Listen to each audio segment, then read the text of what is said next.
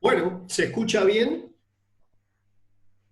Pongan OK, Sí, los perfecto, deditos. perfecto. Bueno, muy bien, buenas Se tardes a escucha. todos. Muchas gracias a Cladán por la invitación. Gracias Pablo, Nahuel, Andrés, Fabio, Virginia, todos los muchachos con los cuales hemos estado cruzando algunos mails en estos días para esto. La idea, tal cual decía Nahuel mientras voy compartiendo la pantalla, es realizar una presentación. Ustedes me dirán si se ve la pantalla bien. ¿Estamos compartiendo Se ve bien? perfecto. Se ve perfecto. Bueno, perfecto, perfecto. Les decía, la idea es tener una presentación sobre este tema de unidad protegida, donde mi principal intención es generar disparadores para las inquietudes. No, yo creo que nadie hoy puede decir que tiene la verdad revelada en la nutrición ni en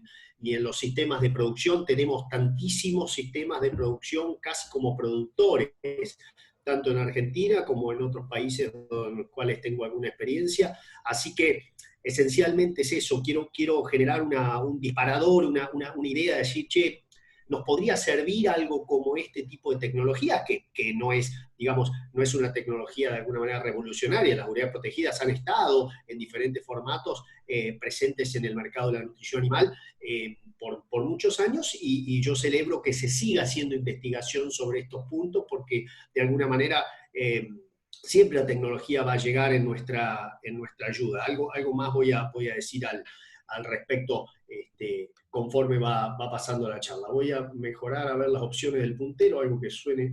Acá esto aparece más lindo. La idea entonces es discutir muy brevemente el uso de la proteína en rumiantes. No quiere ser esto una clase, porque no la es, ni tampoco estoy tan capacitado para eso. Después, hablar sobre el nitrógeno no proteico como la fuente proteica para rumiantes y terminar, y ahí sí hacer el foco grande sobre un modo que yo veo de simplificación en muchos de los procesos, sobre todo en zonas fuera de las regiones pampeanas, que tienen todavía un enorme futuro y un enorme potencial a ser explotado en Argentina. Pero se necesita simplificar procesos. Por eso muchas veces este tipo de tecnologías como la unidad protegida pueden servirnos para justamente eso, para simplificar procesos. Si nos metemos desde lo muy básico y muy general, esencialmente el metabolismo proteico en rumiantes siempre se asumió como que arrancaba en el rumen, porque se decía que, bueno, tenías una proteína que era degradable en rumen y una proteína que no era degradable en rumen, pero digestible en intestino, que esa es la famosa proteína bypass o proteína pasante.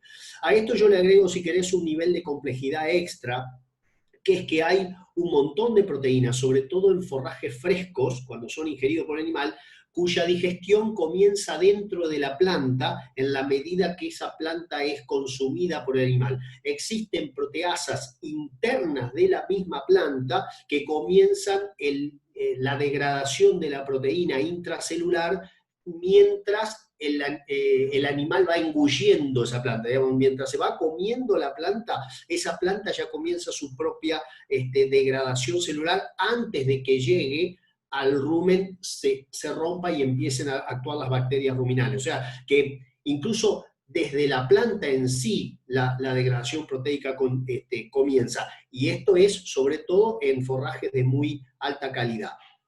Una vez que llega al rumen, esa proteína tiene, como decíamos, en una célula intacta, ¿sí? Están las proteasas intraplanta que rompen esa proteína en péptidos y aminoácidos, y esos péptidos y aminoácidos, que son como pedacitos o eslabones de una cadena larga que sería la proteína, terminan siendo utilizados por microbios o microbioma ruminal para ser degradados mucho más hasta en algún momento hasta aminoácidos y en otros hasta inclusive amoníaco.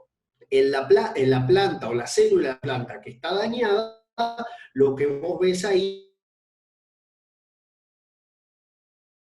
es que es mucho más rápido, vuelve, digamos, a degradar esa proteína a péptidos, que son cadenas más largas, después aminoácidos, que es el eslabón de cada cadena, y a su vez hay alguna parte de esos aminoácidos que son deaminados para ser transformados en amoníaco. Ese amoníaco ruminal tiene dos, digamos, destinos principales. El principal destino es que si hay energía en el rumen a través de esqueletos carbonados, que para no ponerme muy técnico acá son fuentes de carbohidratos que le van a dar energía a las bacterias para poder capturar ese amoníaco. Ese amoníaco que te decía que está apareciendo como resultado de la degradación proteica, se compleja con los esqueletos carbonados para formar lo que se llama proteína microbiana. ¿Qué es la proteína microbiana? Después de todo, muchas bacterias que cuando mueren pasan al intestino y forman lo que se llama la proteína microbiana, que es el principal aporte proteico que tiene el animal de carne. Digamos, el rumiante de carne, sobre todo, su gran aporte proteico viene por la proteína microbiana. Hay una fracción de la proteína, sin embargo, que escapa la degradación del rumen y que es en parte, y ojalá sea la mayor parte de esa proteína que escapa, es digestible en el intestino, o sea, es atacada por enzimas pancreáticas de la misma forma que nuestro metabolismo o el metabolismo de los cerdos lo hace, ¿sí? Entonces, ahí se conforma un concepto que muchas veces uno lo lee y no necesariamente tiene por qué estar familiarizado, que es la proteína metabolizable, que es el conjunto de la proteína microbiana y la proteína no degradable en rumen, pero que es digestible de intestino. Se suman esas dos y constituyen la fuente, digamos, o el aporte de la proteína realmente utilizable por el animal. ¿Qué pasa, por ejemplo, cuando hay demasiado amoníaco y poca energía para capturar ese amoníaco? Bueno, el amoníaco, si permanece en rumen, va a ser tóxico, con lo cual eso difunde a través de las paredes del rumen, se va por las paredes del rumen, va al hígado y en el hígado debe ser detoxificado a urea. Esa urea en el hígado después tiene típicamente destino riñón y excreción por orina. Si no hubiera, digamos, un exceso, el rumiante tiene una posibilidad que es típica en zonas semiáridas o zonas más áridas, que es que puede reciclar esa urea desde el hígado, en lugar de mandarla al riñón para que salga por orina, lo recicla a través de la saliva, ¿sí? Que es un ciclo que se llama ruminopatosalival, que no viene mucho al caso, pero que es si querés, una evolución ecológica que tuvo el rumiante para tener un sistema reciclador de nitrógeno y aprovecharlo, sobre todo cuando las dietas son pobres en el aspecto proteico, ¿sí? Entonces, esto solamente a modo de muy general, y espero no haberlos confundido demasiado, sobre lo que es los destinos de las distintas proteínas que tiene. Y ustedes preguntarán, ¿y dónde entra el nitrógeno no proteico acá, digamos, ¿no? Bueno, el amoníaco es nitrógeno no proteico, si querés. Y algo que nos enseña mucho la facultad, que es hablar de la sincronización de la energía y la proteína, que es un concepto que es fantástico desde el punto de vista teórico. ¿Sí? Cuando estás en el pizarrón o en la computadora, la sincronización de energía-proteína la ves clarita y es como que, wow, esto tiene que funcionar. En la práctica es un concepto muy elusivo, porque difícilmente se puede observar en forma clara esa sincronía. Este ejemplo de Kingston y Teodoro te lo muestra. Si yo por ahí le doy una fuente de proteína muy rápidamente utilizable por los animales, a vacas, y acá aparece el amoníaco. Y al mismo tiempo, esas vacas venían consumiendo un forraje de mala calidad. Ese forraje de mala calidad va a tener una fermentación lenta y entonces muy probablemente el pico de la energía va a aparecer un poco más tarde que lo que apareció el pico de la proteína, o sea, en términos de la fermentación. Entonces ocurre una suerte de desacople entre el aporte proteico que yo hago y el aporte energético que yo hago. ¿sí? Lo ideal sería que ambos se encontraran en forma tal de funcionar como un engranaje, que vos le des una fuente de proteína al rumen y una fuente de energía que se encuentre en el mismo momento. ¿Ok? Entonces, esto es un poco para por ahí, no sé si decir desmitificar el concepto de la sincronización, sino decir que es un concepto que en la teoría suena muy bien, en la práctica es un poco más complejo de encontrar. Porque es cierto que la vaca que viene comiendo todos los días lo mismo, ¿sí?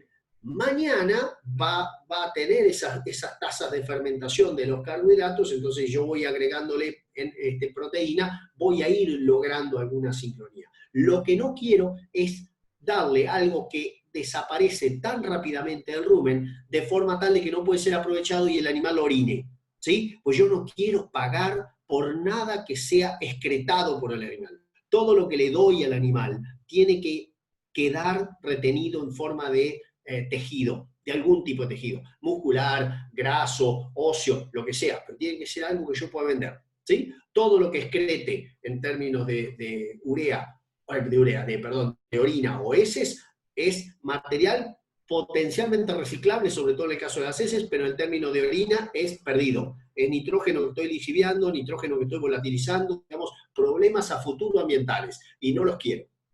¿Sí? Entonces, si no los terminé de confundir hasta ahora, vamos a tratar de confundir un poquito más todavía con respecto a lo que es la suplementación, y sobre todo suplementaciones en tipo pastoreo.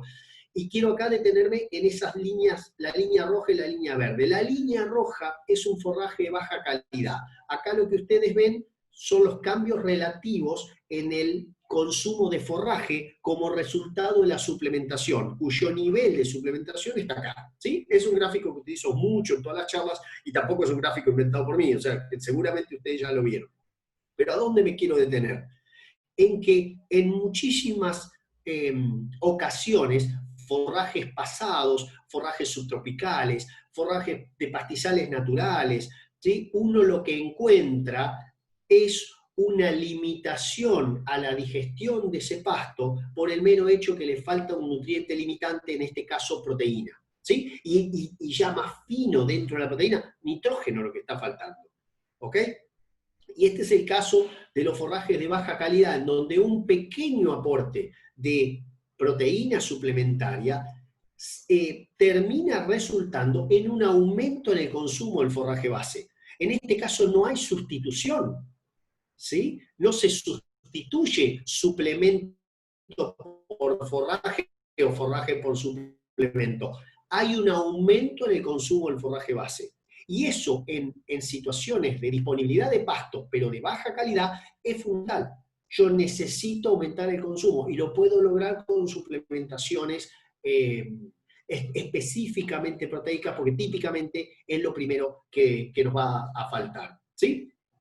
En el caso de forrajes de alta calidad, que hoy no me voy a detener mucho, lo que típicamente ocurre es cuando yo empiezo a suplementar, hay una disminución en el consumo del forraje base, un fenómeno que es conocido como sustitución con adición. ¿Por qué se llama sustitución con adición? Porque vos dejás de comer algo de pasto, en realidad no vos, sino el animal, deja de comer, digamos, medio kilo de pasto, pero consume 1 kilo del suplemento que le adiciono. ¿Sí? Entonces termina siendo una sustitución, medio kilo de pasto por 1 kilo del suplemento, pero un consumo total mayor, con lo cual por eso es que le llamamos sustitución con adición.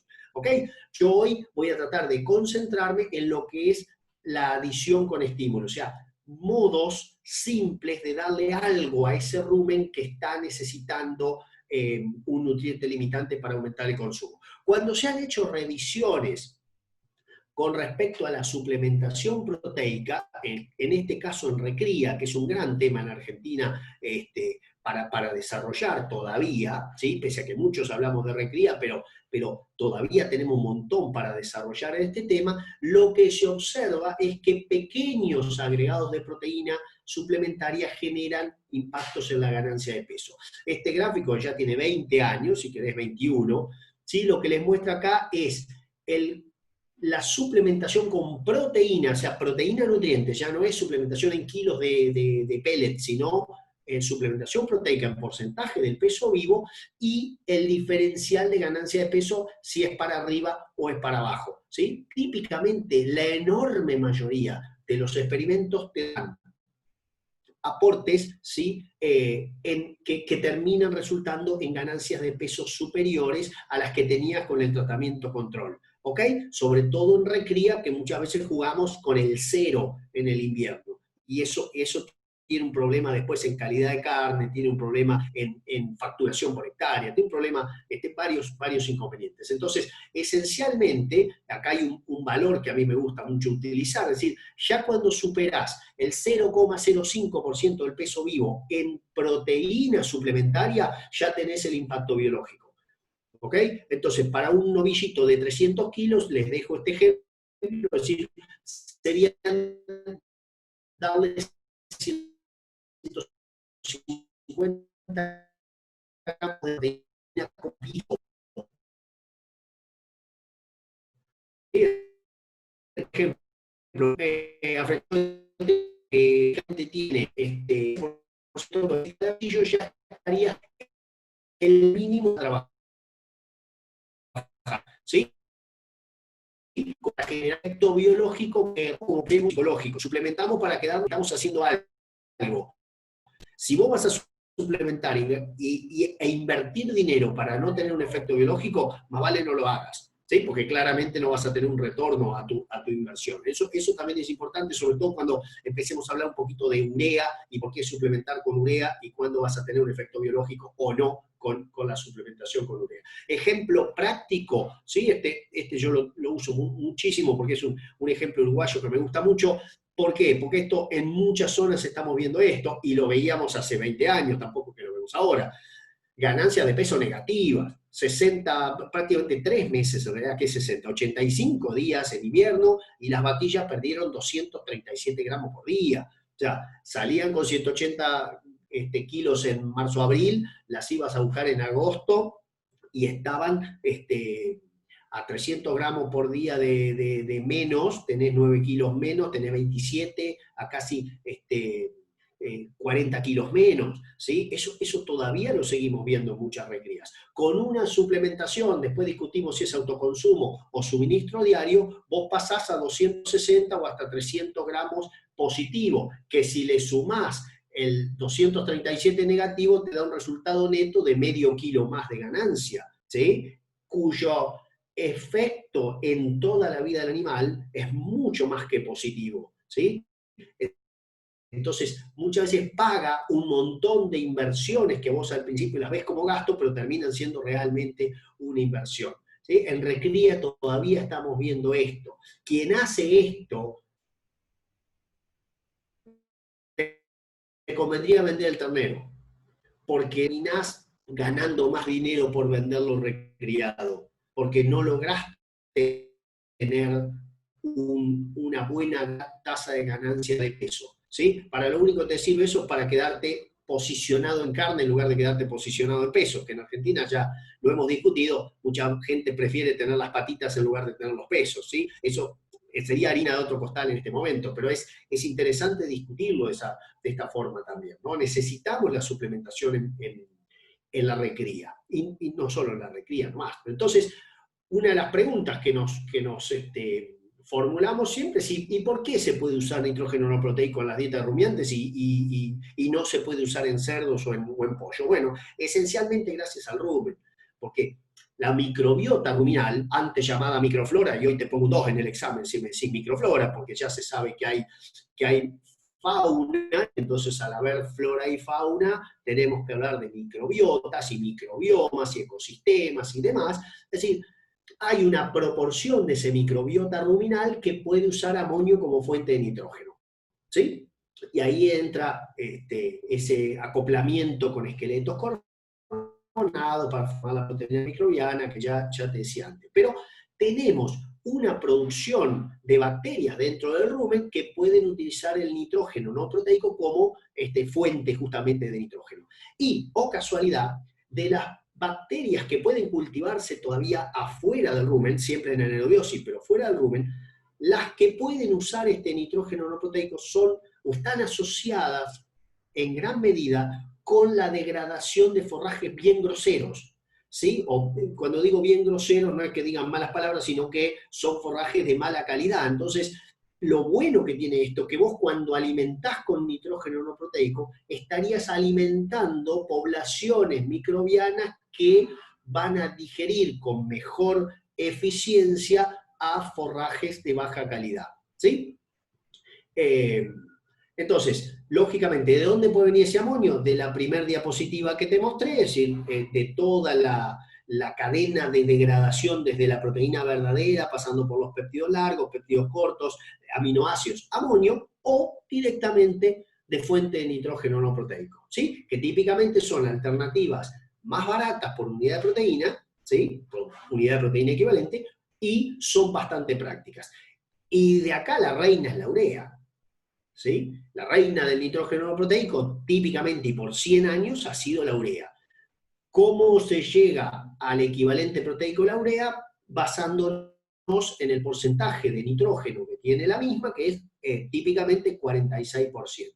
Vos hacés 46% por 6,25, que es el factor que asume, es el factor para llevar a 100, que asume que el 15% de un kilo de proteína es nitrógeno, entonces vos lográs 46 por 6,25, te va a dar un equivalente proteico de alrededor de 281, otros dicen 287, estamos ahí, ¿sí?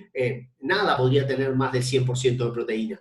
En este caso sí, porque estás multiplicando el contenido de nitrógeno por ese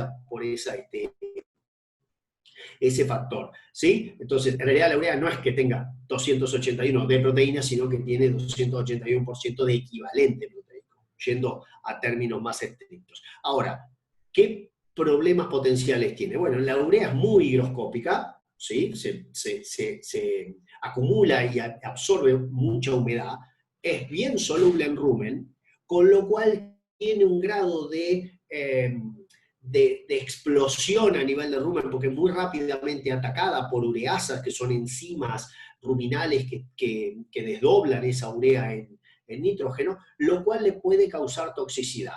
En sales minerales, cuando vos pones mucha urea, vas a empezar a ver esas pelotitas de la urea, ¿sí? Y vas a ver que esas pelotitas son típicamente más livianas que el resto de los contenidos o componentes de esas sales. Entonces, aún llevando una bolsa de alimento con un 10% de urea, si vos lo ponés de costado y la llevás en un camión, lo más probable que veas es que las pelotitas de urea van corriéndose hacia uno de los bordes de la bolsa, o sea, hacia el borde donde queda lo más liviano, en un sangoloteo, digamos, términos entrerrianos, si los hay, lo que te va quedando son las pelotitas de urea ahí. Entonces, si se segregan sales, podés llegar a tener un problema de toxicidad. ¿Cuándo viene la toxicidad en los rumiantes? Si recién me dijiste que se podía utilizar. Sí, se puede utilizar dentro de ciertos niveles. Si hay demasiada urea entrando dentro del sistema del rumiante, se va a sobrepasar la capacidad de detoxificación que tiene el hígado, con lo cual podés entrar en problemas de toxicidad, ¿sí?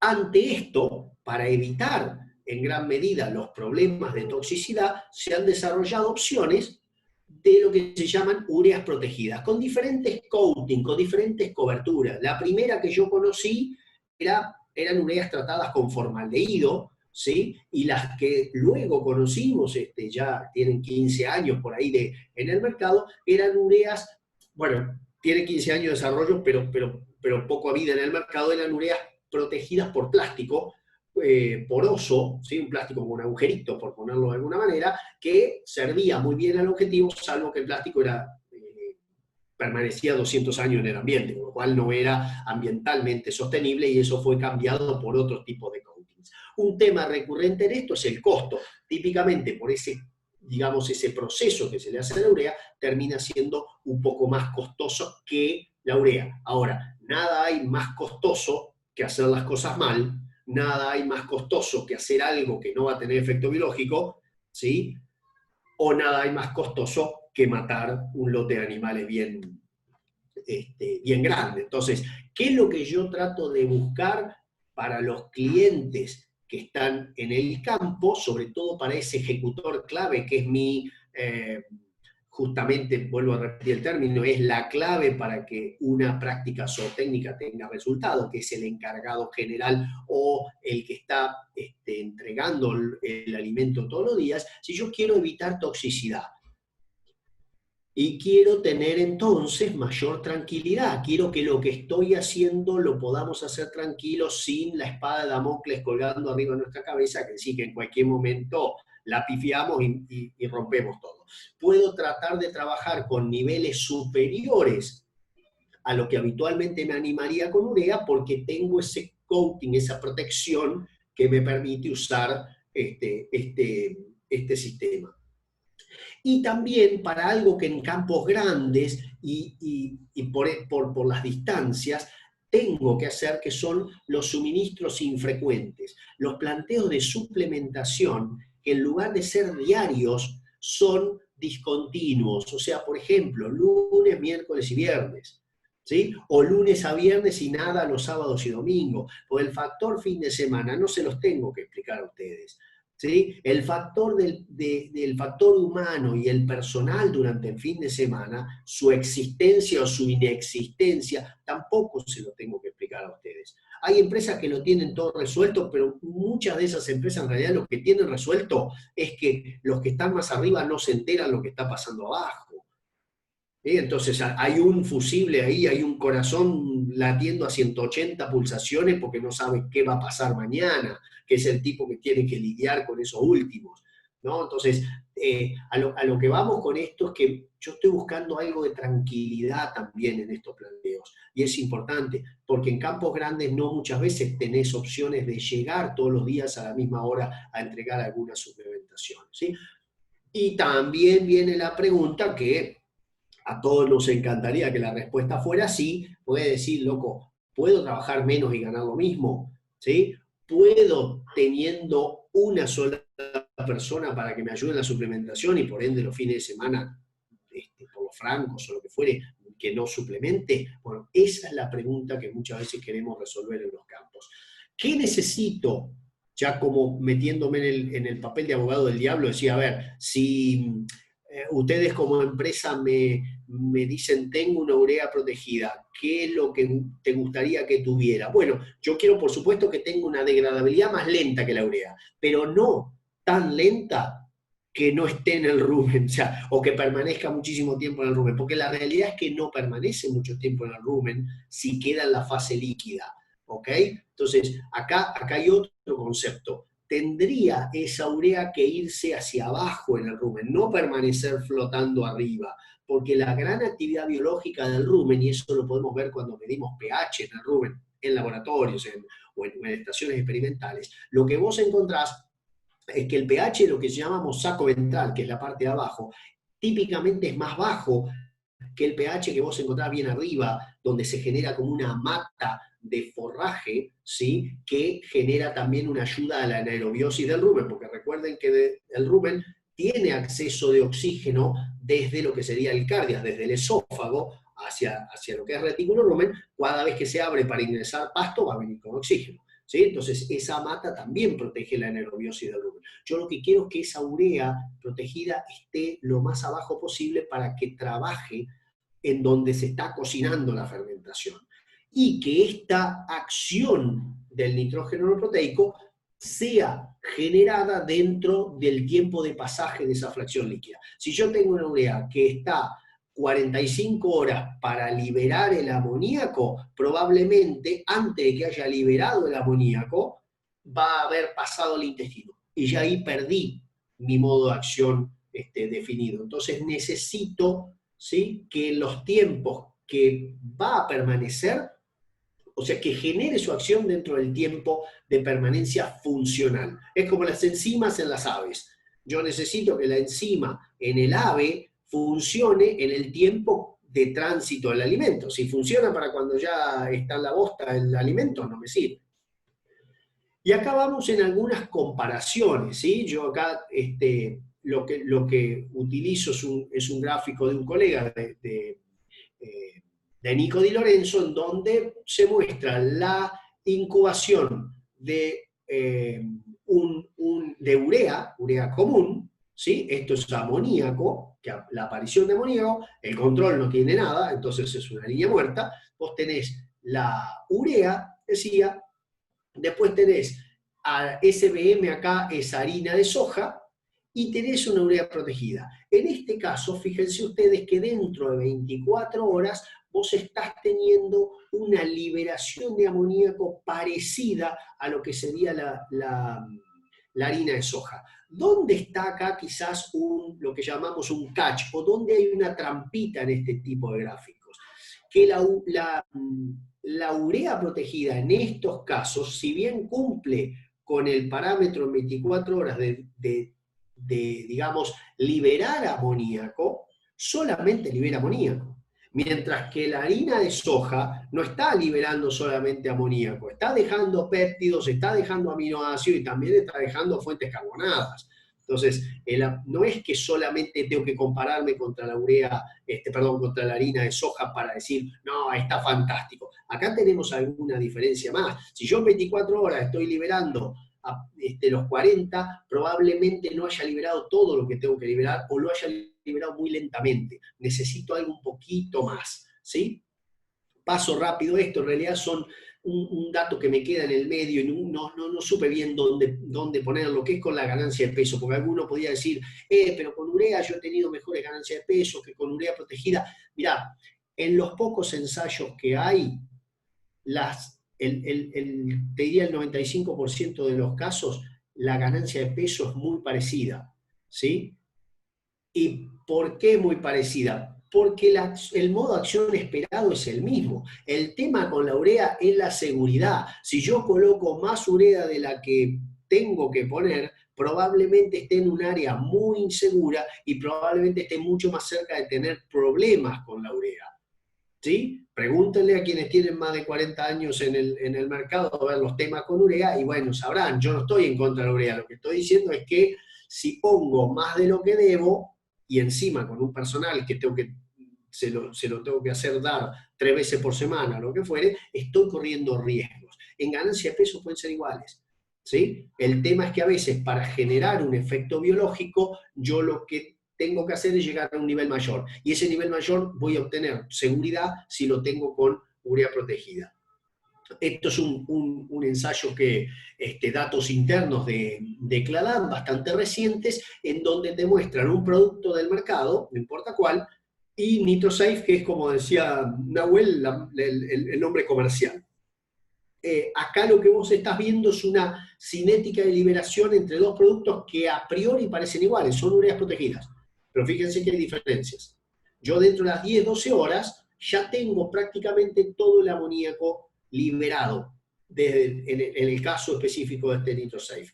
Y no se muestra acá, pero están, cuando los pones en una solución acuosa, tiende a irse al fondo, no flota. ¿Sí? Esas son dos de las características que a mí me resultan interesantes dentro de productos de esta gama. ¿Por qué? Porque muy probablemente si este producto está en la fase líquida del rumen, la tasa de pasajes a fase líquida muchas veces está entre el 6 al 8%, hay veces que está en el 5% también, es cierto, pero ya con 5% son 20 horas de retención media. ¿Ok? Ya con 7% estás en 14 horas de retención media en el rumen. ¿Eso qué te quiero decir? Que en promedio reside en el rumen esa cantidad de horas. Yo necesito que lo que ponga sea liberado dentro del tiempo funcional. ¿Sí? Que no pase nada al intestino. No me interesa a mí ese nitrógeno no proteico en intestino. Entonces, acá vemos una diferencia que me aporta seguridad con respecto a la urea, porque si hubiera puesto la urea acá, se los dibujo, pero la urea hubiese hecho esto. ¿Sí? En menos de media hora, una hora, ya estaría toda la urea liberada al mismo nivel. ¿Se entiende ahí la diferencia? O sea, tenemos incluso diferencias dentro de las cinéticas de disoluciones entre ureas protegidas también. Acá tenés otro ejemplo, ya con eso termino la tanda de ejemplos. Si vos tenés la urea que desapareció inmediatamente, esto es tasa de liberación, ¿sí? O sea, perdón, esto es horas y acá tenés justamente la cantidad liberada. En media hora vos ya tenías prácticamente toda la urea liberada. tenés un producto que se libera muy rápidamente, un producto que se libera muy lentamente dentro del mismo escenario y universo de ureas protegidas, y un producto que está en el medio, pero que llega dentro de las 720 minutos, que son 12 horas, si mi cuentita no me falla. Dentro de las 12 horas vos estás llegando al 90% de la disolución, versus otro producto que puede estar en el 40 y otro que ya está en el 100, pero está en el 100 desde prácticamente, si ya está en el 90, a las 4 horas. ¿Okay? Entonces, ahí también está bueno este tipo de comparaciones para decir, ¿qué es lo que necesito? Es una vaca que por ahí está comiendo una sal proteinada todos los días, 1 o 2 veces por día, cuando va a hacer, perdón, cuando se acerca a las aguadas o cuando se acerca a los aleros.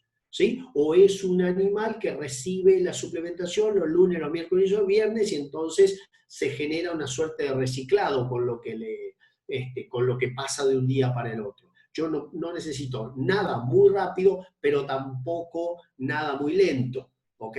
Necesito algo que se sitúe en intermedio.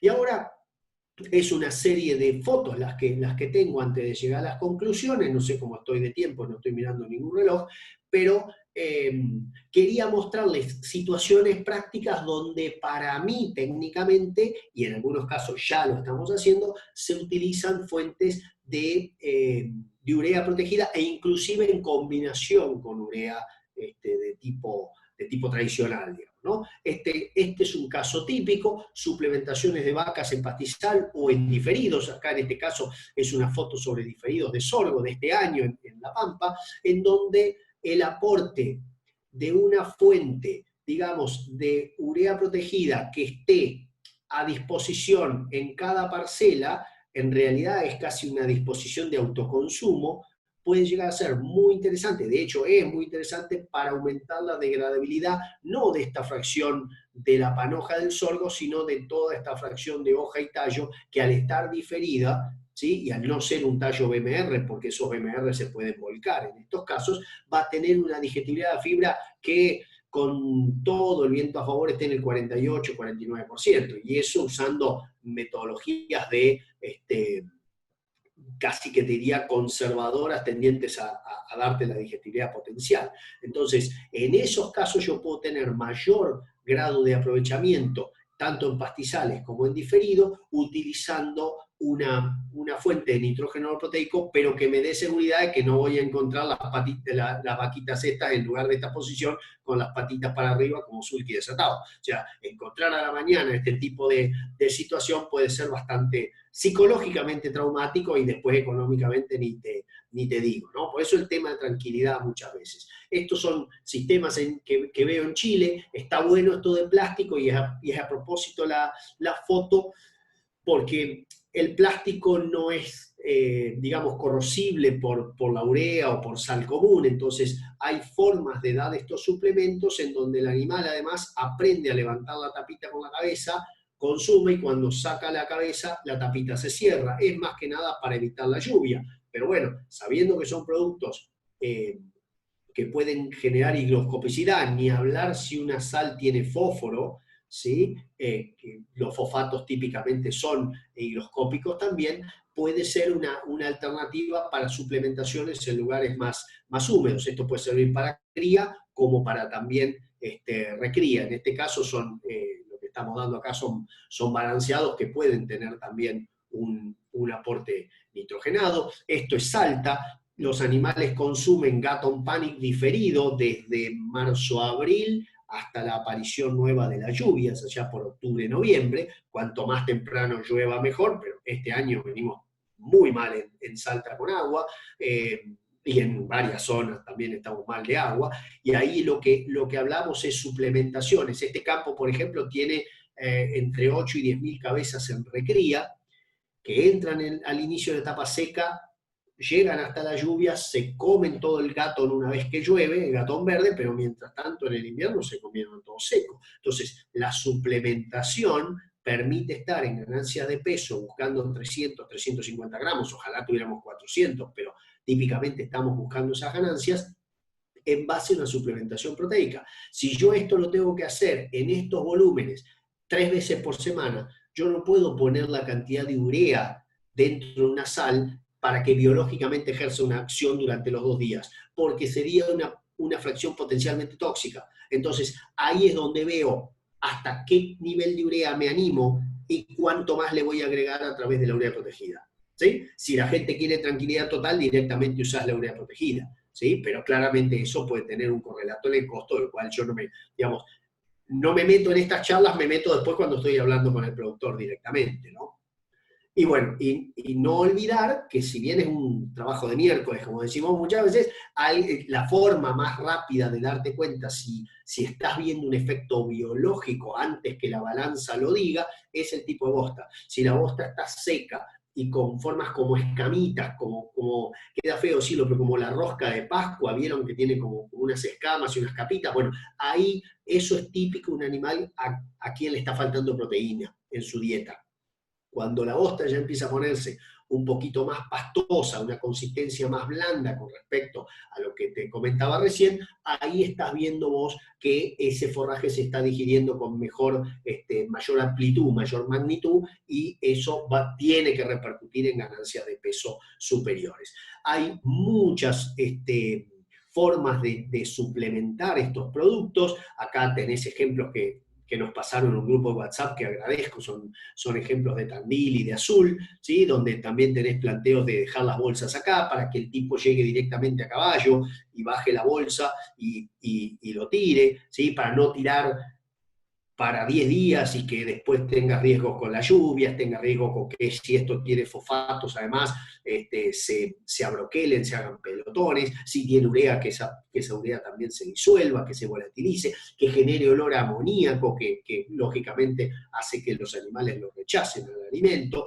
Tenés sistemas, estos son fotos que traen de República Dominicana, o sea, no son fotos locales. Le agradezco a Álvaro Paulini, que lo tenemos en un grupo de WhatsApp y que nos pasa fotos espectaculares, porque además esto es lo que me gustó a mí, que el animal con la cabeza, fíjense, acá le están tirando la sal, ¿sí? Fíjense que el operario está moviendo con la mano la parte de arriba sirve de techito y el animal aprende a moverlo con la cabeza, consume, y cuando saca la cabeza, esa tapita vuelve a su posición original. Eso lo que te permite es protegerla de lluvias, ¿sí? Ni hablar en República Dominicana, tenés una etapa seca también, pero cuando muchas veces hablan de seco, para nosotros sería una humedad terrible, ¿no? Entonces, es interesante ver esas fotos de otros lugares porque nos enseña que con poca plata se pueden armar sistemas de suplementación para recrías o para cría muy interesantes. Acá hay otra área en donde estamos trabajando mucho desde hace años, que son recrías que pueden estar basadas en consumo de algo de pasto como aporte proteico y luego consumo de silajes. Esos silajes son deficientes en proteína en la enorme mayoría, sobre todo los de maíz y sorgo, con lo cual, si vos no tenés digamos, una etapa de pastoreo horario, ¿sí? O infrecuente 3 veces por semana, sobre todo para recría, te vas a quedar corto la proteína. Este caso que les estoy mostrando acá es un corral en donde hay 400 animales. Quizá demasiado para mi gusto, pero hay 400 animales. 2 bolsones, los animales permanecen confinados, no salen, es un campo chico, no tengo superficie de pasturas. Entonces acá lo que se les da es una suplementación con un concentrado proteico todos los días por la tarde, ¿sí? Que inclusive lo podríamos dar 5 días por semana si quisiéramos. Ahí el nivel de urea que ejerce un efecto biológico, ¿sí? Puede estar tal vez en el 0,6-0,7% de la dieta, pero si yo quisiera irme un poquitito más arriba, con seguridad puedo agregarle 3 o 4 puntos de urea protegida, ¿sí? En el caso de silajes de maíz o silajes de sorgo, ¿sí? Acá tenemos otro sistema, acá estaban con salida a pasto. Ahí en ese caso puede ser más discutible el usar fuentes de nitrógeno proteico en las raciones, pero dependiendo de la cantidad de horas que vos le das de pastoreo, será el aporte proteico que el animal va a terminar teniendo. Entonces, también por ese lado puede venir. Esto es en Cursucuatiá. digamos, en donde se suplementa a los animales con los silos de autoconsumo cuando están consumiendo cetarias, no en implantación, pero digamos cetarias que están compitiendo con especies naturales. Y muchas veces ahí lo que típicamente tenemos, sobre todo para categorías en recría, es un déficit proteico. ¿Sí? ¿Yo lo podría dar con urea? Sí, si estuviera seguro que todos los animales van a servirse la fracción que yo quiero que se sirvan. Y andá a decirle a los animales que lo hagan en esos silitos de autoconsumo. Si hay algo que tiene de contra el silo de autoconsumo es que por definición yo no puedo, digamos, ni restringirle horario, no debería, ni restringirle cantidad. Pues si restringo cantidad, siempre los que comen son los dominantes. ¿Ok? Y comerían todo lo que puede. La vaca no sabe administrarse y pocas de ellas saben cuánto comer sin que les haga mal. Entonces necesito tener seguridad. Este es un planteo tal vez particular, si bien tengo varios de estos ahora trabajando, en donde es un sistema confinado, ¿sí? Parecido a un ejemplo anterior que daba recién de los 400 animales, en donde en realidad en lugar de darle todos los días la suplementación proteica, se da en silos de autoconsumo también. O sea, tenemos que mover las bocas de la bolsa para ir avanzando en lo que son los silajes y tenemos que observar no quedarnos vacíos con estos planteos. En estos casos también la urea protegida me da una seguridad extra para incrementar el nivel proteico de concentrado, ¿sí? Sin caer en casos potenciales de toxicidad. Y en sistemas de encierre a corral, yo acá en lechería no me voy a meter, yo eso lo había aclarado de antemano, podemos discutir algo en lechería, pero no soy alguien que esté muy metido en estos sistemas, digamos. El sistema de encierre a corral también le he encontrado un potencial. Pero ¿saben qué? El potencial, y en esto soy brutalmente honesto, el único potencial que yo he encontrado hasta ahora en esto ha sido en campos que necesitaban aumentar mucho su capacidad logística. O sea, en realidad, cuando digo aumentar la capacidad logística, no sé si me estoy expresando bien. En realidad querían reducir la logística necesaria para los proteicos y bajar al mínimo el aporte proteico. ¿Eso cuándo se da? Cuando está sobredimensionado en animales con respecto a las maquinarias que vos tenés, caso de feedlots a veces que se agrandan en animales más de lo que la maquinaria les daría, o incluso cuando hay un diferencial de precio entre lo que es la fuente energética y la fuente proteica, ¿sí? Que se han disparado. Pasó mucho en Argentina cuando el maíz estaba artificialmente barato por razones que no vienen al caso ahora, y las proteínas estaban dolarizadas. ¿Sí? Entonces, ahí vos te encontrabas con que para que el número cerrara, tenías que bajar lo más posible el costo de la proteína. En ese caso, llegamos a tener dietas con el 1.3, el 1.4, hasta el 1.5 por ahí de nitrógeno no proteico, ¿sí? En la ración, que claramente yo no me iba a animar a poner urea solamente. Entonces llegamos con urea hasta donde la seguridad del productor y del personal y la mía propia daba, y a partir de ahí sumábamos con nitrógeno proteico protegidos, digamos, con ureas protegidas. Y la verdad que los resultados en términos, digamos, de producción no se vieron afectados. Es cierto que uno típicamente cuando hace este cambio en un feedlot lo hace digamos, es uno o el otro, no me quedo con medio lote sin suplementar como dieta control. Yo no estoy acá haciendo un experimento científico, lo que estoy haciendo es generando un efecto en la logística, tal que a veces con uno o dos camiones, lo hicimos en filo grande, digamos, con uno o dos camiones al mes de nitrógeno no proteico, vos reducías 18 camiones al mes de proteico. O sea, digamos, de un pellet proteico. Ahí eso genera una disminución en la capacidad logística de los lugares o en la necesidad de logística de los lugares, que en muchos casos puede servir. ¿Sí? Hay algunos ensayos también hechos por INTA en donde prácticamente privan a los animales de otras fuentes de proteína verdadera más allá del maíz y le dan un complemento proteico solamente basado en nitrógeno proteico protegido. Yo no soy tan de esa idea, para mí siempre está bueno tener una fuente de proteína verdadera. Lo que sí me gusta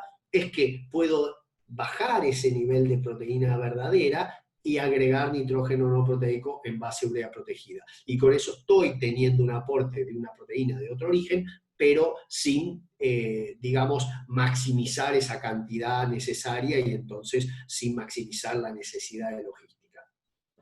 ¿Cómo tomar los costos? Esto no es nuevo para ustedes, por eso no me voy a demorar mucho, pero recordar que el costo no es por tonelada. El costo de un producto, sobre todo de un proteico, tiene que estar tomado en función digamos, del nutriente limitante que yo estoy tratando de cubrir. Sobre todo cuando estoy hablando de concentrados proteicos o de, digamos, pellets de oleaginosa, sobre todo, ¿no? Acá tienen, estos son ejemplos tomados en un caso para Uruguay, otros ejemplos de Argentina, pero tenés los DDGS, que sería la burlanda, tenés la harina de soja, en donde la idea es tomar el costo en dólares o en pesos al cambio del día, sumado todos los gastos de la logística, de llegar hasta el campo, ¿sí? Lo dividís por el porcentaje de materia seca para llevarlo al costo de la materia seca, digamos, no es lo mismo comparar, es de Malta, de 22% materia seca, tanto la tonelada, con comparar pele de girasol con 89% de materia seca. ¿Sí? Tenemos que ponerlos a igualdad de kilos de materia seca. Y a eso lo dividís por la cantidad de proteína que tiene. Y te da el costo de la unidad de proteína. ¿Sí? Quien lo hace en monogástricos está muy acostumbrado, en rumiantes todavía es como que en algunos casos es una sorpresa. Bueno, claramente ahí no les llega como sorpresa que la urea con 281 de porcentaje equivalente proteico y con un costo hoy en dólares, tal vez tirado por el petróleo que no está muy alto, medio bajo, te da un diferencial en la unidad proteica que es muy interesante. Habrá que ver dónde están situados las fuentes de urea protegida. Y un tema de la unidad de simplicidad, ¿sí? Que yo en lugares más informales les llamaba el factor Q, por una palabra que quiere decir engorro, ¿sí? O es un sinónimo de engorro, pero que empieza con Q. Algunos lo escriben con K también. De la misma forma, no importa, es el factor Q o su inversa, la unidad de simplicidad, en donde yo lo que estoy tratando es tener una mirada un poquito más amplia de los costos como tal, pensando en el personal y la facilidad de logro de la acción que yo le estoy pidiendo, y al mismo tiempo la tranquilidad para ambos. La tranquilidad para el personal, que lo que está usando no va a generar una acción, digamos, deletérea, una acción desfavorable para el animal, y para mí dormir tranquilo, que todavía no sabemos ponerle mucho precio a dormir tranquilo. Eso me parece que es importante también en los campos. ¿Qué precio le ponés vos a dormir tranquilo? Mucha gente prefiere no hacer bien las cosas por dormir tranquilo. Yo no estoy pregonando eso. Yo estoy pregonando, tratemos de hacer las cosas lo mejor posible y a la vez tratar de dormir lo más tranquilo posible.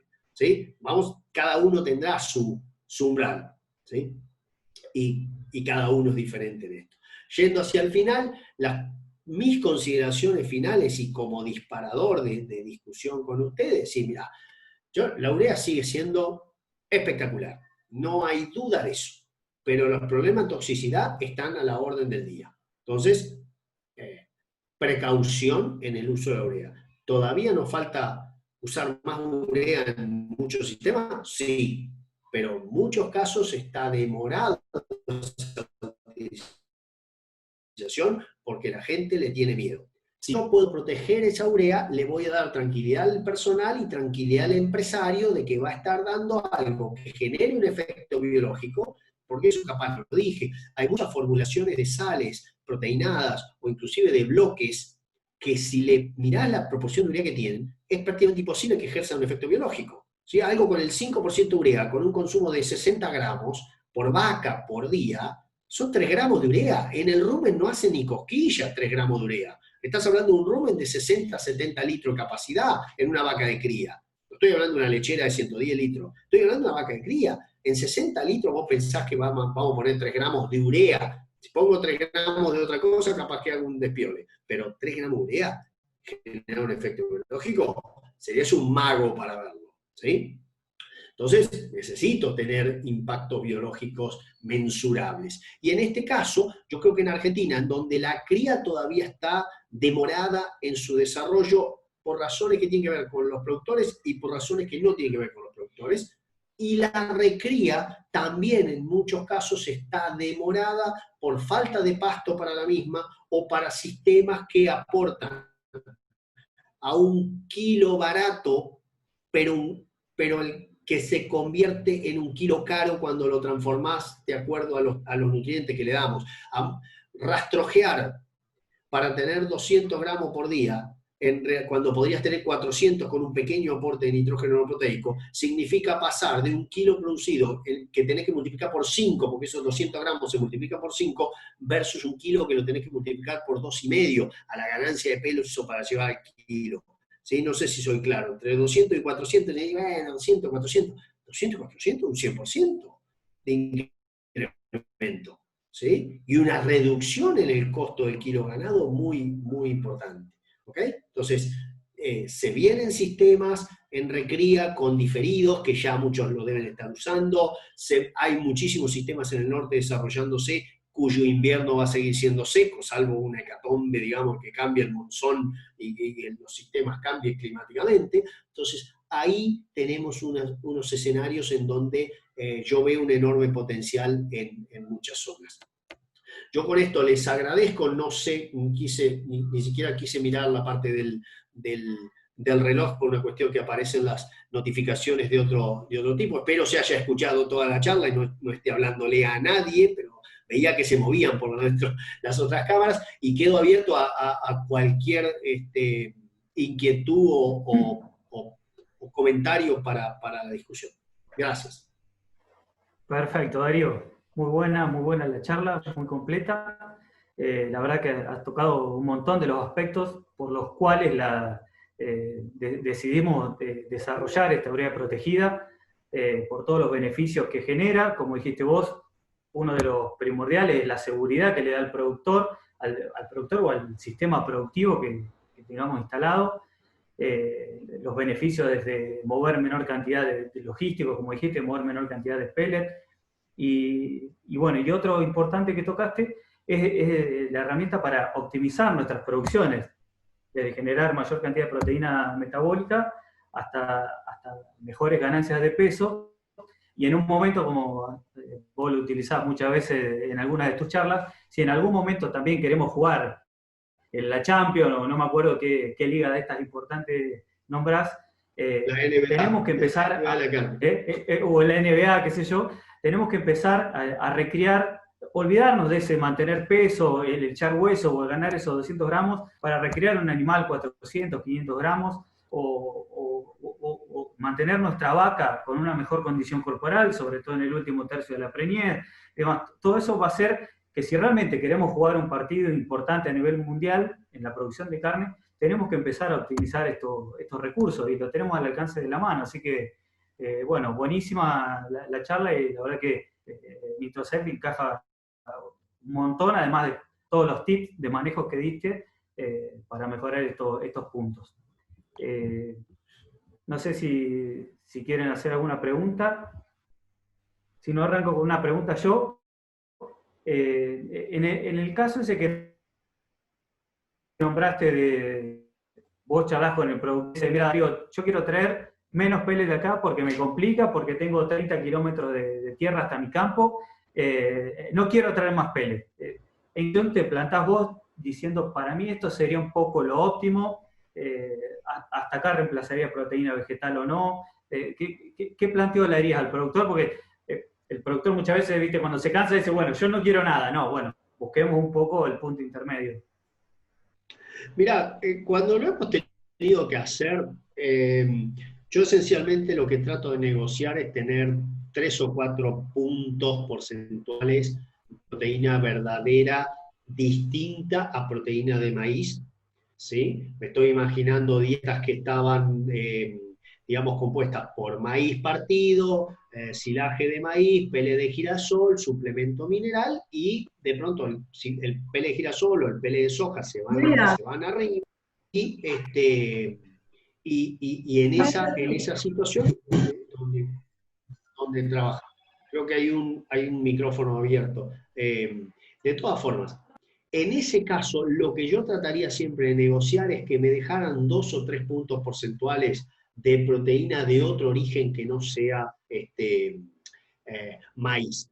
No porque esté completamente probado, en esto debo ser brutalmente honesto, digamos, no porque esté completamente probado de que es necesario, pero en la mayoría de los casos, si bien el rumen en, en la proteína microbiana, en el engorde a corral final, va a ser prácticamente, si no el 100 en algunos casos, de toda la proteína metabolizable, más lo que es parte de la proteína pasante que tiene el maíz, que es de mediana degradabilidad. O sea, si bien el rumen es muy, muy bueno y el valor biológico de la proteína microbiana es altísimo, porque por algo coevolucionaron los microbios adentro del rumen, porque reciben casa y comida, pero hicieron una proteína microbiana y te dan los ácidos grasos.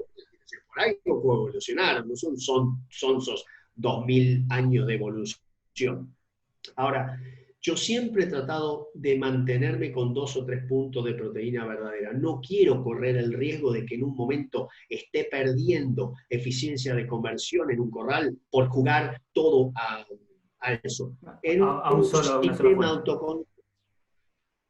claro, en un sistema de autoconsumo lo que podría tratar de negociar es decir, mirá, si me estás armando un planteo de mucho maíz y suplementación directamente con nitrógeno no proteico en un peleteado, trata de meterle ese peleteado 2 puntitos de poroto de soja, trata de meter 2 puntitos o 3 puntitos de harina de soja, arma algo que venga al 5 o al 7% en lugar del 3% y armemos esa dieta. ¿Sí? Porque de alguna manera yo creo que necesitamos, para el rumen es sano tener aportes proteicos que vengan de diferentes vías, sobre todo si esa vía viene por el lado de la soja o viene por el lado del algodón. ¿Sí? El girasol también es una buena fuente, pero creo que siempre la soja y el algodón son superiores en ranking, ¿no? En cuanto a calidad proteica. Perfecto. Bueno, acá nos pregunta Diego, dice, ¿cuál sería el tiempo óptimo de presencia de urea en rumen, considerando un caso de una vaca de cría a campo natural en verano, por ejemplo? Sí, si la suplementación es diaria, yo no lo veo tan práctico, digamos. Yo veo más en suplementaciones de cría sales proteinadas, ¿sí? Sobre todo si estás hablando de lugares con algún riesgo de hipomagnesemia, o lugares, por ejemplo, en San Luis, donde sabemos que la calidad del pasto baja. Estoy hablando de San Luis, como puedo hablar de Córdoba, puedo hablar de otros lugares. En esos casos, si voy a dar sales proteinadas de disponibilidad diaria, probablemente ya con 10-12 horas estés. Porque si querés 24 horas, el animal va a ir 2 o 3 veces a consumir sales y va a consumir fracciones, no va a hacer un solo consumo diario. ¿Sí? Sobre todo si tenés bien puestos los saleros cerca de los lugares donde las vacas frecuentan, sea dormideros o sea las aguadas. ¿Sí? En esos casos no vas a tener problemas. Si tuvieras lugares, digamos, 24 horas o mayor cantidad de tiempo, ¿sí? En esos casos yo creo que por ahí me estaría pasando para otro, se me estaría pasando, si estoy dando 2 veces al día, no veo que sea tan necesario. Sí, sobre todo en el caso de urea protegida. Si fuese digamos, una fuente de proteína verdadera, ahí lo que más puede pasar es que te va a estar dando péptidos, te va a estar dando aminoácidos, entonces no es tanto problema que dure más la estadía en el rumen, porque los nutrientes pasantes también son importantes. Bueno, Nahuel, Perfecto. tengo una pregunta. Bueno, ¿querés hacerla, Valentín? Hola Darío, ¿cómo estás? Valentín Bragio te habla. Hola, Darío, Andy. ¿cómo estás, viejo? ¿Bien?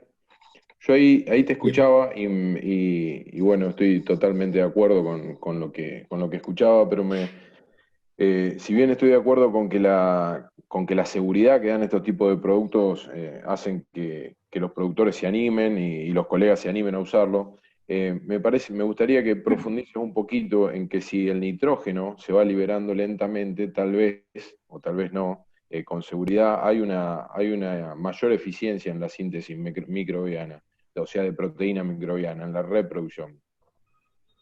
Sí, a ver, es buen punto el tuyo. Yo ahí no me meto mucho típicamente en esta charla. O sea, lo que vos estás logrando con una liberación más controlada de la urea, a través de un coating, a través de una protección, es que te vas a ir encontrando con las distintas fracciones de aparición de los carbohidratos. Digamos, cuando yo incubo una fuente de carbohidratos, sea base fibra o fibra con almidón, como puede ser el caso del silaje de maíz, lo que vos observás en cuanto a aparición de los productos de la fermentación son piquitos como si estuvieras en un cromatograma. ¿Sí? Eso van apareciendo primero un almidón rápidamente fermentable, después un almidón más lento, después una fibra más rápidamente fermentable, una fibra mediana, una fibra más lenta. Si yo a ese tipo de cromatograma, digamos, le voy adicionando una fuente de nitrógeno que vaya apareciendo de alguna manera pausadamente, voy a estar colaborando en una mayor síntesis de proteína microbiana, ¿sí? Porque se va a dar con más seguridad la famosa y elusiva sincronización de la energía de la proteína del rumen, ¿sí? En el caso de dar solamente urea, es más discutible la eficiencia en la utilización de esa urea, sobre todo a niveles altos, porque buena parte de esa urea va a estar presente inmediatamente cuando todavía no tenés, no tenés la cantidad de energía disponible para capturarla. De ahí que una de las cosas que se utilizó típicamente es mezclar ureas con melasas, ¿sí? O mezclar urea con alguna fuente de almidón, que son modos interesantes de tratar de ir hacia esa sincronización y una mayor eficiencia en el uso del material, digamos, nitrogenado, ¿sí? Pero es buen punto el tipo de liberación controlada de la urea,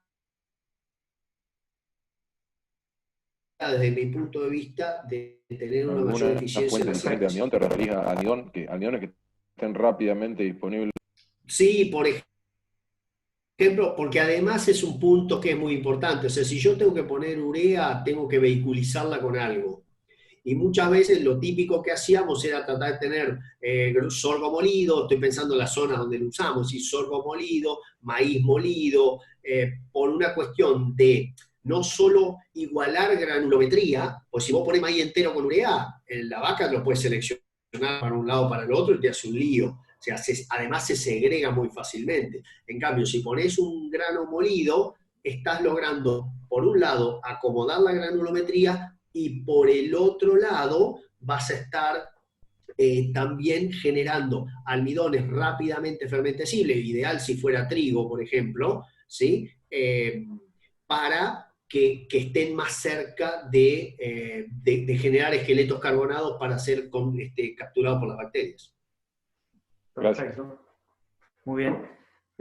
Vamos a tratar de hacer las preguntas por escrito, así no se superpone.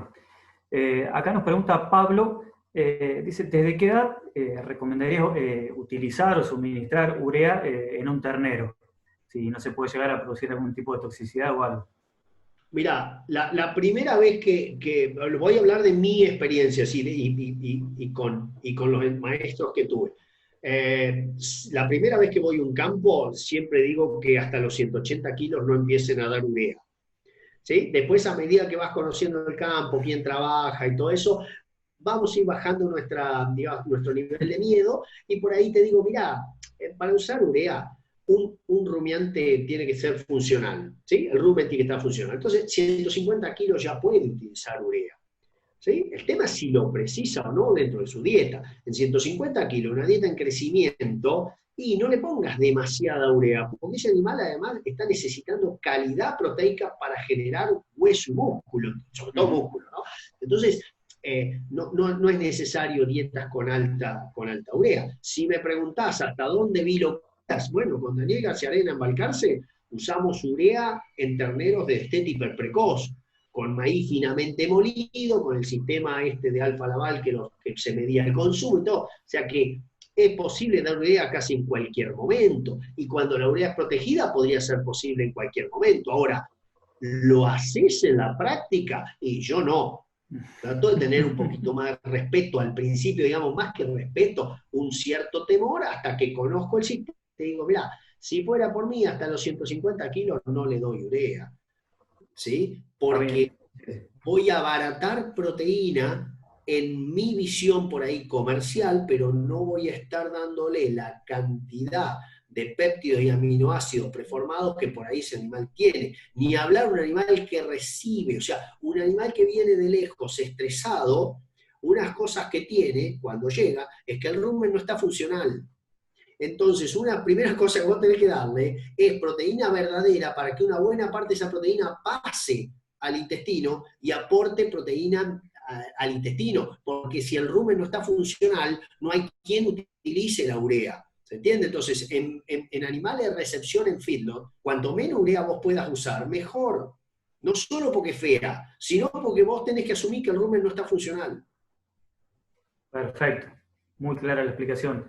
Acá nos pregunta Alexis desde La Pampa y dice que está haciendo una recría de animales de 180 kilos sobre pastizales naturales y tiene maíz diferido. ¿Qué porcentaje de suplementación sería el adecuado? No sé si se refiere a una suplementación energética proteica o cuánta urea le daría a esos animales. Sí, a ver, es difícil tirar un penal así al medio y fuerte. Pero si querés lo pateamos al medio y fuerte como para tratar de tener la máxima seguridad que nos metemos.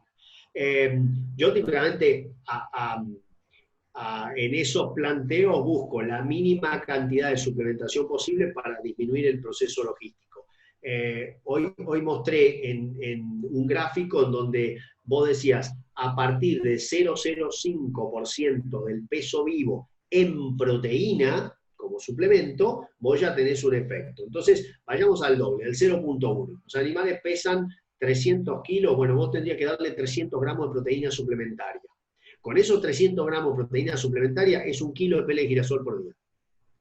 ¿Sí? Si vos querés decir, no, pero pará, 1 kilo por día, yo tengo 300 animales, son 300 por día, en 10 días es un camión, no son 10 días, son 100 días, un camión, pero decir, no puedo. Bueno, ¿sabés qué? Podemos dar el 70% como esa proteína verdadera, y el otro 30% lo podés dar en forma de el equivalente proteico, sabiendo que por cada gramo de urea que vos pones, estás dando 28 y algo. O sea, vos estás dando un aporte de nitrógeno más importante por el lado de la urea, o si querés más que de nitrógeno, de proteína equivalente por el lado de la urea. 1 punto de urea reemplaza casi 9 de girasol, en términos muy lineales y poco nutricional, lo mío en este caso, pero es muy matemático esas cosas, así casi 9-1 la diferencia. Entonces vos podrías decir, bueno, mirá, ¿sabés qué? En lugar de dar 1 kilo de pele de girasol,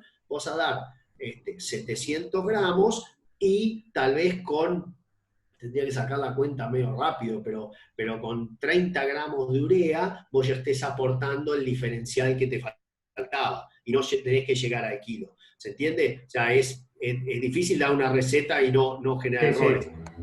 ¿Por qué? Porque el punto con la urea es que vos por ahí estás muy contento, me decís, no, estoy dando urea al 0,3 o al 0,4 de la ración, y eso es seguro. Es seguro dependiendo de cuándo, si lo come de golpe o no lo come de golpe. ¿Se entiende la idea? O sea, yo me puedo dar 50 gramos a una vaca y matarla. Si la vaca no viene adaptada a esa urea. Entonces tengo que tener un seguro. Pero esencialmente la cuenta que invitaría a hacer es decir, mira, a mí me gustaría darle el 0,1% del peso vivo en lo que es proteína.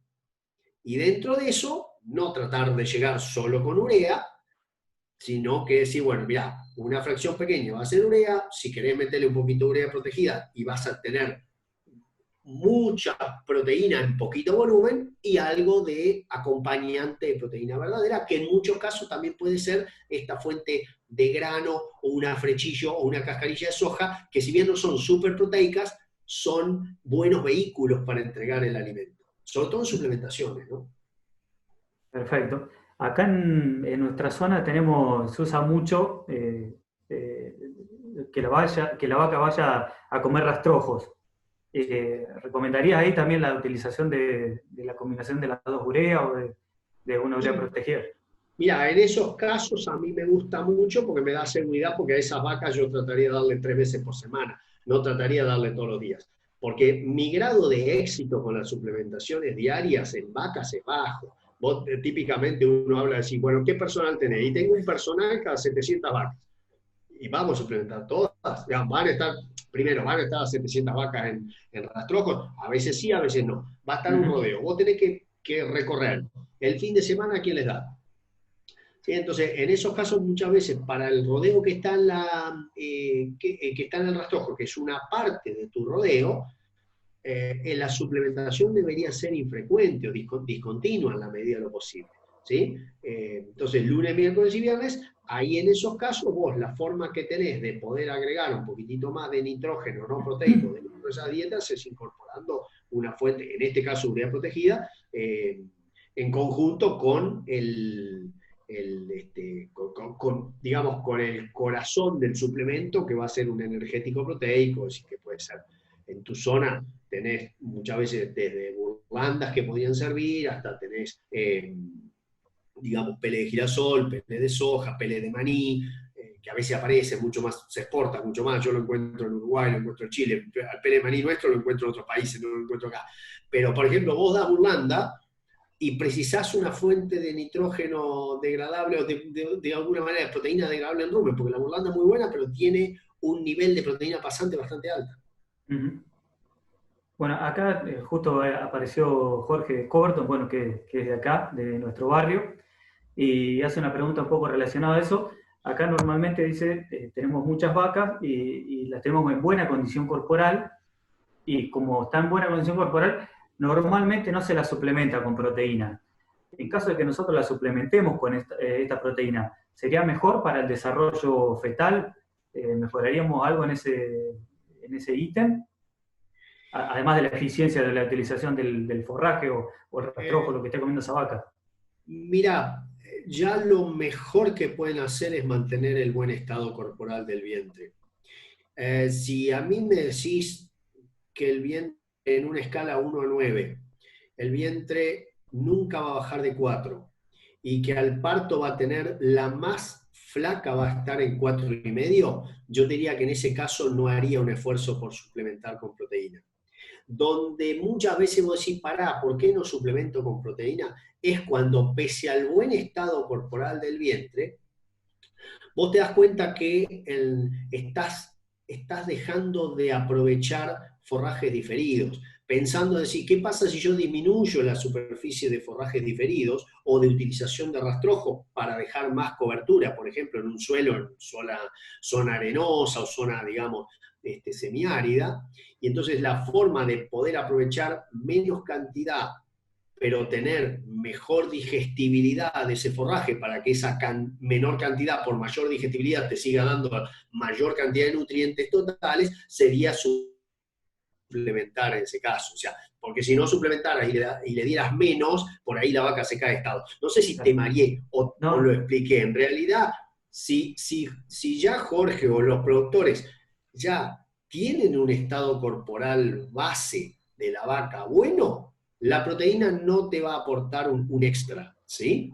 Porque todo lo que está pasando adentro, digamos, el feto se convierte a partir del último tercio, se convierte en el órgano estrella, digamos, el feto, no es un órgano, lógicamente, pero es el destino estrella de todo. Si la vaca está en buen estado corporal y no baja, no tendrías un problema en eso.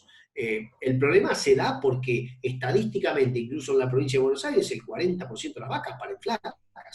Ahí es donde tenemos el problema. Ahí es donde las suplementaciones deberían dar. Porque el tipo te dice, no, pero si estaban en un sorgo diferido, igual bajaban peso. Y y a veces sí, porque no lo podés aprovechar bien, porque no tenés buena digestibilidad. En esos casos sí. ¿Sí? Ahí es donde yo veo que es muy importante.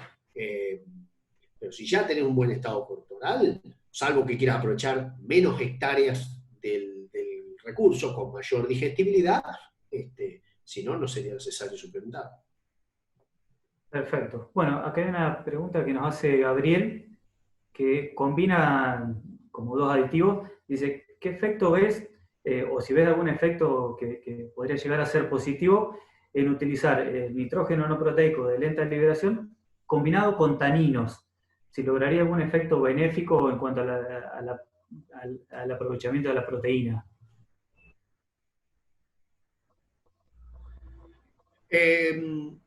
¿Se escucha bien? Porque ahí en un momento... ahí está. Sí, se escucha. No, perfecto. Deberíamos ver cuál es la base forrajera sobre la que estamos hablando. Porque digamos, los taninos, los buenos taninos, ¿sí? Las mezclas de condensados con hidrolizables, típicamente van a proteger proteína verdadera, no van a proteger nitrógeno no proteico. Entonces, así a priori yo no vería un incremento, digamos, de mayor protección de la proteína sobre el nitrógeno proteico. Si viera un efecto, sería porque en el forraje base los taninos están generando un efecto diferencial, que puede venir de protección de la proteína, o como hemos probado y publicado nosotros, también tenés cambios en el microbioma cuando agregás este tipo de taninos. ¿Sí? Y esos cambios en el microbioma, cuando lo vemos a través de estudios genéticos, tenemos un artículo publicado en 2017, si no mal no recuerdo, ¿sí? Lo que nosotros vimos es que el tipo de bacteria que queda, digamos, o que gana la competencia como resultado del efecto del agregado de taninos, es un tipo de bacteria, gran grupo de bacterias que está más asociado con una mejora en la eficiencia de utilización del alimento.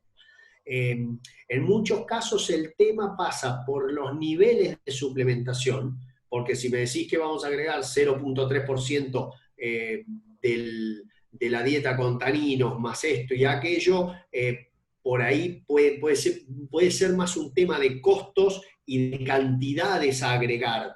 ¿Sí? No sé si soy claro, digamos. Más que los beneficios probablemente están menos probados, si se quiere, de esta combinación, quiero decir, están menos probados, pero probablemente estén. Perfecto. Bueno, no llegaron más preguntas, no sé si más o menos estamos dentro de ahí Jorge tiene una pregunta más, me parece. Sales con urea en autoconsumo siempre limitan con sal.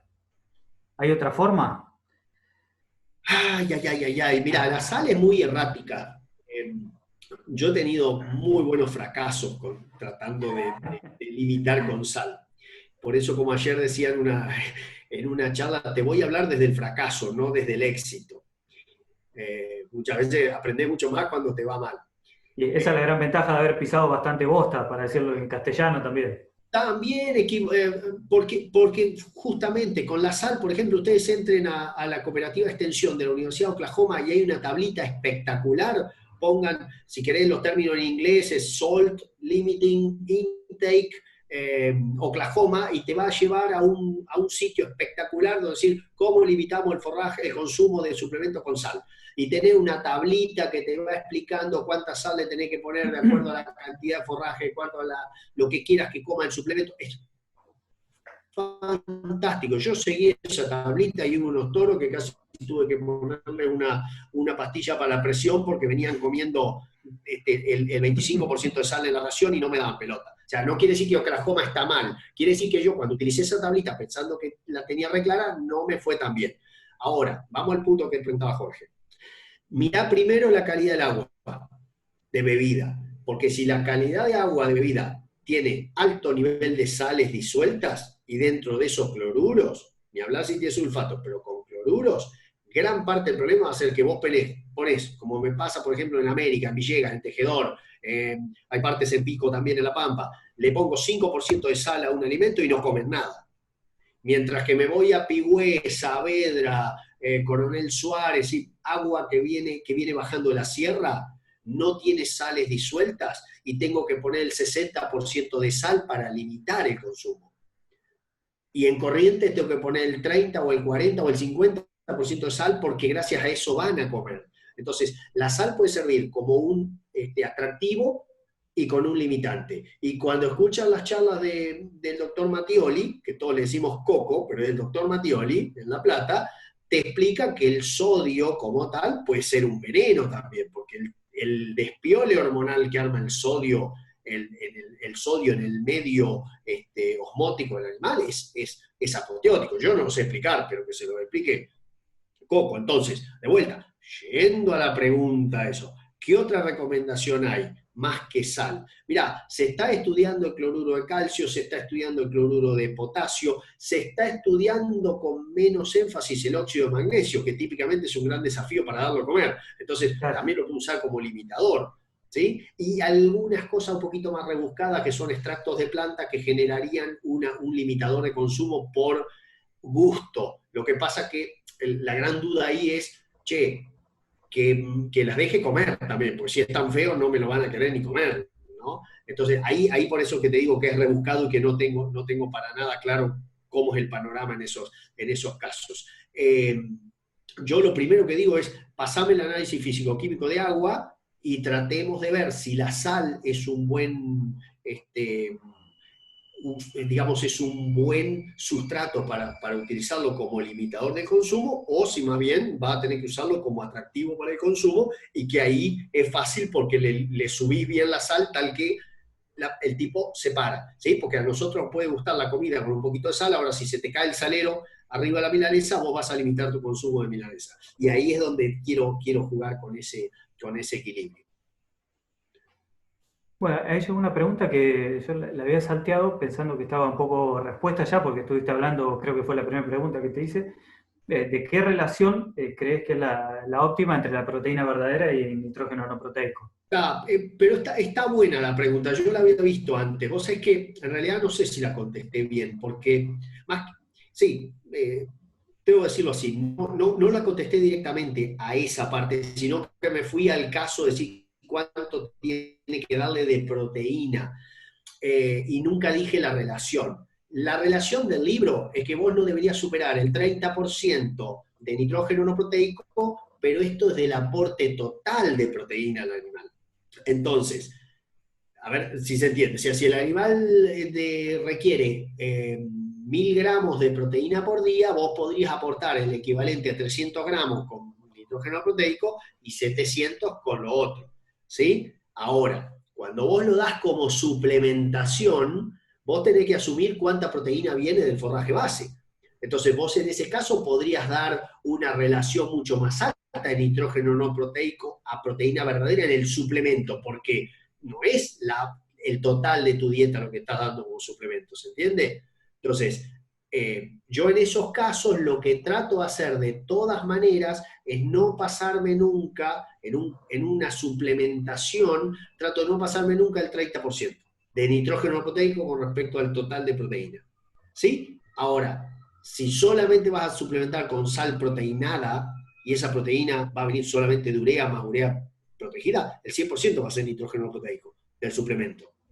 ¿Sí? Por eso, una cosa es sobre la dieta total y otra cosa es cuánto vas a poner vos en el suplemento. Y ahí depende mucho qué nivel de suplementación, con qué vas a suplementar, porque puede llegar el caso que seas el 100 y puede llegar el caso, por ejemplo, cuando damos los concentrados proteicos sobre los silajes, ¿sí? Que te mostraban las diapositivas, en esos casos yo nunca me paso del 30%, aún sabiendo que ese 30% se va a diluir a un 10 o a un 5 cuando le tome en cuenta toda la proteína que viene del caso de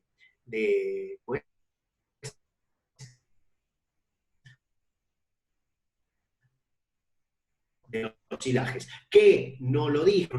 Entonces yo tengo silo de maíz que por ahí tienen 11% de proteína o hasta 12%. En esos puntos no le ponga más urea al concentrado proteico que le das, porque ya está. Ya, ponele urea protegida si le vas a poner. ¿Sí? Perfecto, bueno, ahora sí pareciera que no hay más preguntas. Ya estamos, dice. Sí, yo creo que sí. Creo que entre todo lo que comentaste en la charla, más todo este ida y vuelta, creo que quedó cubierto más que suficiente los ítems más comunes que nos chocamos todos los días en los campos y que los mismos productores nos van haciendo las preguntas. Así que, bueno, vamos a no abusar de tu tiempo y vamos a salir de la charla. La verdad que muchísimas gracias. Estuvo muy bueno. Como siempre, muy didáctico, muy práctico y muy generoso con tus conocimientos. Creo que al final de tu charla estaba tu mail, y si no si nos quieren dejar alguna consulta, pueden entrar a la página de cladam.com.ar. Ahí hay un ítem donde dice contacto, nos dejan las inquietudes y nosotros nos comunicaremos con Darío, o si quieren hacer alguna pregunta comercial sobre el NitroSafe específicamente, se la estaremos respondiendo. Bueno, muchísimas gracias a todos y buen viernes.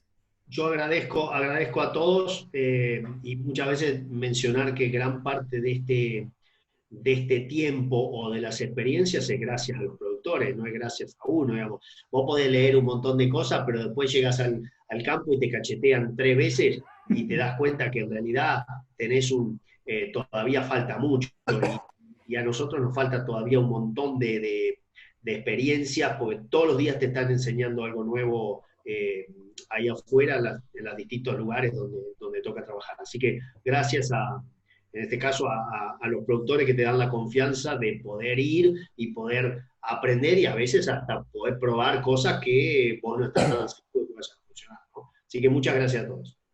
Bueno, muchísimas gracias y nos vemos la próxima. Darío. Saludos. Hasta luego. Chau, chau. Gracias, hasta luego. Muchas gracias a todos. Muy buena, muy interesante la charla. Gracias.